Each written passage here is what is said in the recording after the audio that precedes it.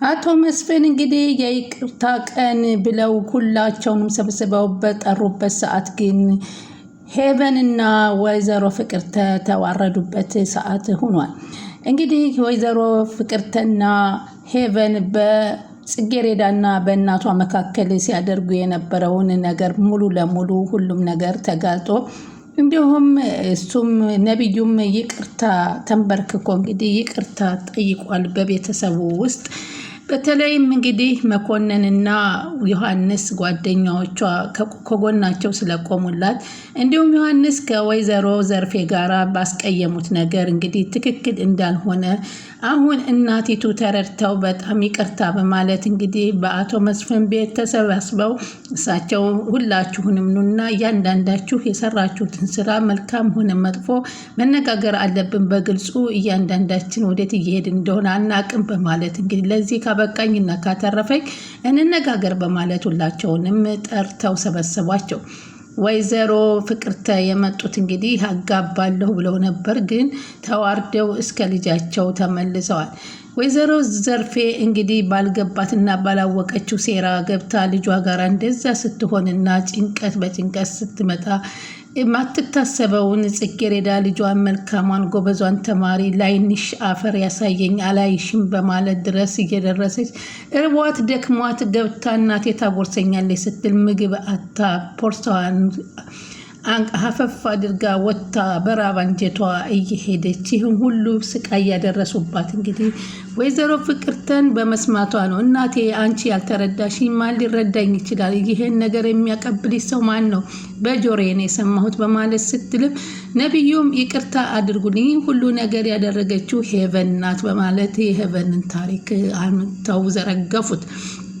ሄቨን የትምህርት ቤቷን አሳይሜንት እንደቀየረችባትና እንዲሁም ደግሞ ከቤት ውስጥ እንትን ዘላዘላለች እያለች ውሸቷን እናቲቱን እንድትዋሽ ያደረገችውንም ሀሳብ ያመጣችው እሷ እንደሆነች ሁሉ አሁን ይፋው ተገለጸባቸው። ወይዘሮ ፍቅርተ ደግሞ ለሀብትና ለንብረት ብለው አንድ የአውሮፓ አንድ የአሜሪካ በየ3 ቀኑ ለሚመላለስ ሰው ዳሪያትና ረፊ ልጅሽን የነፍሰ ጡርነት መመርመር ያላት ያለችውን ሁሉ ከሰው ፊት ተዋረደች።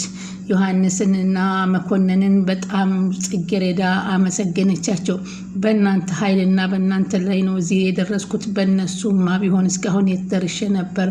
በተለይ መኮንን በአጥር አዘልለህ አይዲ ካርዴን አሰጥተ ፈተና እንድትፈተን ስላደረከኝ በጣም አመሰግናለሁኝ ሲል ዮሐንስንም የኔን ችግር ተረድተህ ከጎኔ በመቆምህም አንተንም ምስጋና ላቅ ያለ ነው በማለት ስትል ይሄ ጓደኝነት ግዴታችን ነው በማለት ተናገረ።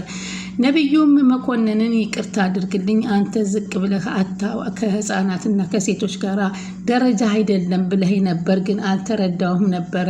ስለዚህ መኮንን ይቅርታ አድርግልኝ በማለትም ነቢዩ መኮንንን ይቅርታ ጠየቀ። ነቢዩም እንግዲህ አባዬ ይቅርታ በል አድርግልኝ፣ ቅመሙንና ጨውን ሲጨምር የነበረው እኔ ነኝ፣ ግን እሷን ከስራ እንድታባረራት ስለፈለግኩ ነው። እንግዲህ ይህ ነገር ገላለጽ ካልኩ እውነቱን ልናገር፣ ጥፋተኛዋ ጽጌሬዳ ሳትሆን እኔ ነኝ ሲል አባቱም ይፋውን አወጣ። ሁላቸውም ሲገላለጡ ሁለቱ ተዋረዱ። ወይዘሮ ዘርፌም እንደገና ከቤት ከተመለሰች በኋላ ምን ብበድልሽ ምን ባደርግሽ ነው ይህን ሁሉ ነገር በልጄ ላይ እያደረግሽብኝ በማለት ከወይዘሮ ፍቅርተ ጋር ግብ ያዙ። በዚህን ጊዜም እባክሽ እስቲ ተነገርሽኝ፣ አንቺን ለልጅሽ እንዲያልፍልሽ ለልጄ እንዲያልፍላት ከፈለግሽና እንድጠቀም ከፈለግሽ በትክክለኛው መንገድ እንጂ ልጄ ያለ ስራዋ ከትምህርት ቤት ወጥታ ሌላ ቦታ እንደምትሄድ እንደዚሁም ደግሞ ከወንዶች ጋር እንደምትሄድ ይህን መጥፎት ቼክ እያደረገች ወንዶችን ይዛ ትዞራለች፣ አጥር ላጥር ትሄዳለች የሚለውን ውርደት ትተሽ ይልቅ እውነታውን ግልጹን ብትናገሪ ጥሩ ነው። አየሽ አሁን ግን የኔ ልጅ ጨዋ ሁና ያንቺ ልጅ ተዋርዳ ተመለስን። አየሽ ይኸው ነው ትርፉ።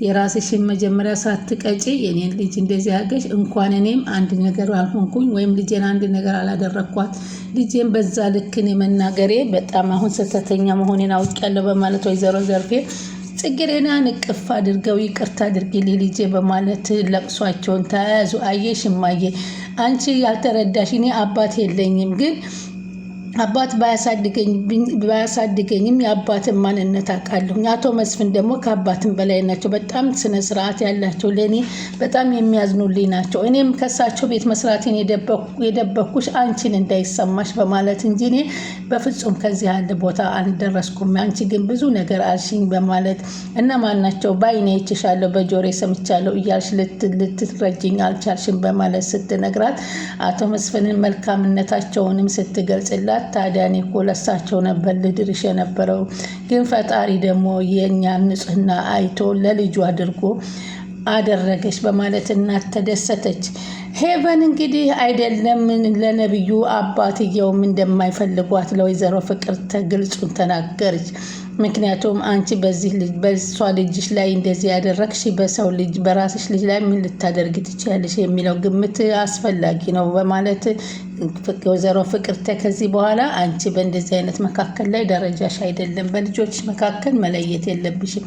ልጅሽን ብዙ ስታሰቃያት ሳትሰርቅ ሰረቀች፣ ሳትሄድ ሄደች እያለች ስትላት ከተበዳይ ጎን መቆም ሲገባሽ አንቺ ግን ልጅሽን ጥሩ ቦታ ለማስቀመጥ የእሷን ደግሞ መጥፎ ስምና መጥፎ ቦታ ላይ ለመጣል ነበር ያሰብሽው።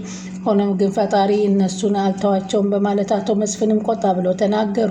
ሰላም ወደ ቻናል የተከታታዮች ሰላማችሁ በያላችሁበት ይብዛልኝ። ለቻናል አዲስ የሆናችሁ ሰብስክራይብ፣ ላይክ፣ ሼር እያደረጋችሁ አበረታቱ።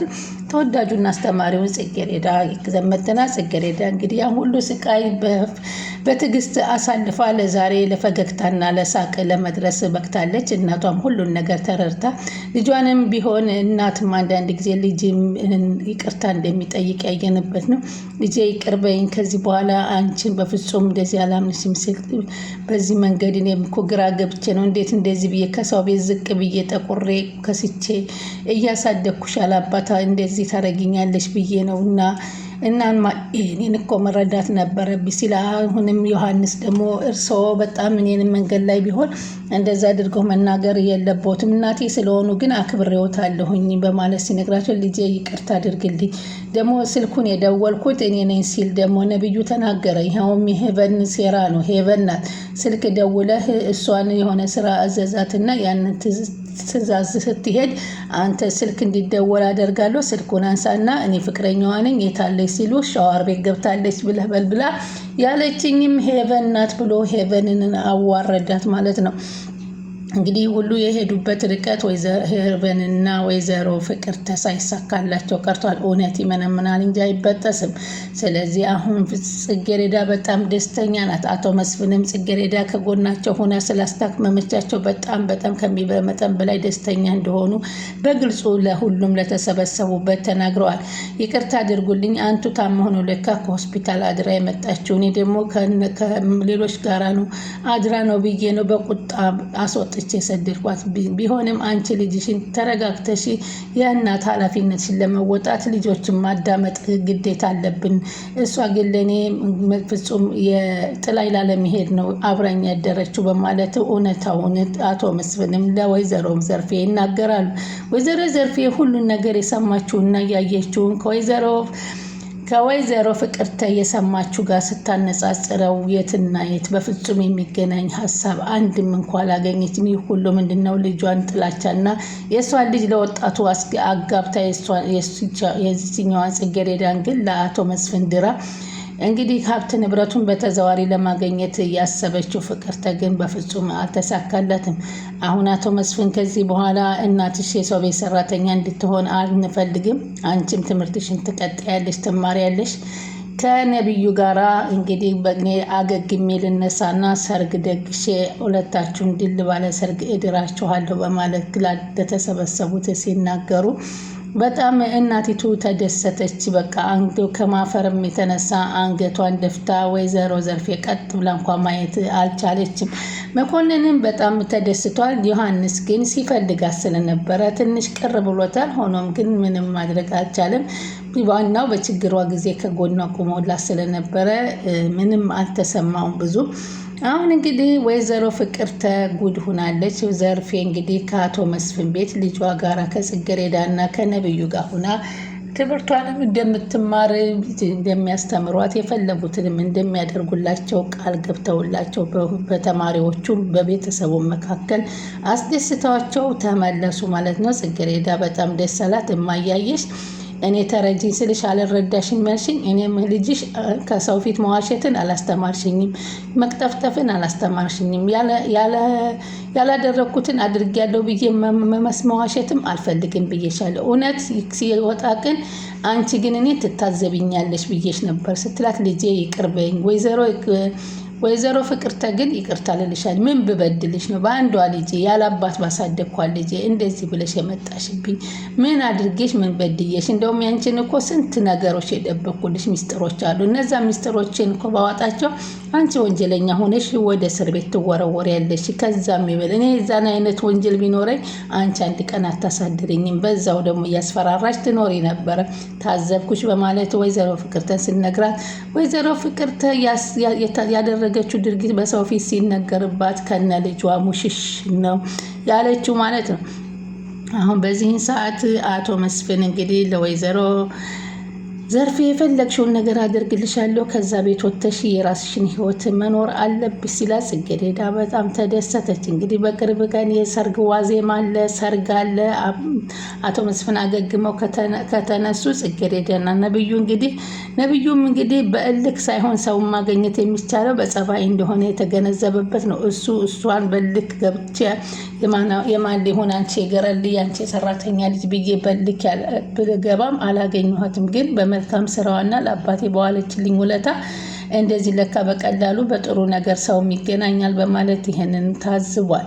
ስለዚህ ለሁሉም ነገር ይቅርታውን እንግዲህ ጠይቆ እሷ ምንም ነገር እኔ መጀመሪያውንም በእርግጥ ተቀይሜብሃለሁ ግን ብዙም አልተቆጣሁብህም ነበር በማለት ነበር ጽጌረዳ የመጣ። አሁን ጽጌረዳና ነብዩ እንደ ልጅነታቸው እየቧረቁ እየተጫወቱና እየተደሰቱ የአቶ መስፍንን ቤት እያሟሟቁ ይገኛሉ። ቻናሉን ሰብስክራይብ እያደረጉ ይጠብቁ።